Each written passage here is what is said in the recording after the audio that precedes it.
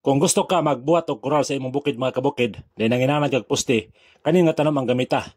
Corn plant. Sa pagkakaroon mga kabukid, wala ko lain nakita nga pinakanindot nga poste, kundi kaning corn plant. Gamay siya mga kabukid, pero ligon kay siya.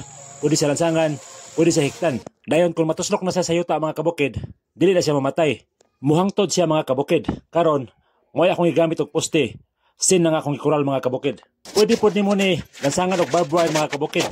Samtang kakadugay mga kabukid, gakahuot ang barbed wire diya sa iyang punuan. Kung siminto imong gamiton nga poste mga kabukid, gakadugay, maguba ang siminto, then gakaluloy ang barbed wire. Diri sa bukid mga kabukid, kung gusto ka magbuhi og kanding, nindot pod ang sin mo himong koral, kay dili makalantaw ang kanding sa gawas.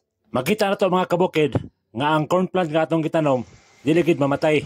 Musalingsing siya kung asa siya nimo giputlan. Dayon, nakagamot na mga kabukid, ligon na kay na.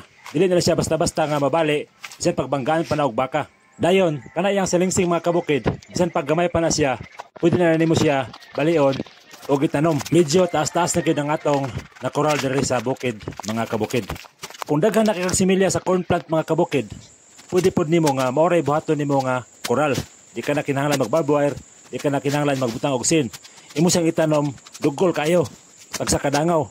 Pag mudako na sila mga kabukid, perting ligo na kay mga kabukid, sobra pa sa simento nga gibuhos ang iyang kaligon. Pwede na ni kadugol mga kabukid. Pag mudako na sila, ang kanding, ang baka, dili na makagawas. Kay huot na kay siya mga kabukid, mura na siya gisiminto. Daghang salamat sa pagtanaw o hinaot nga nakahatag dugang pagtulon sa adlaw niyong panginabuhi.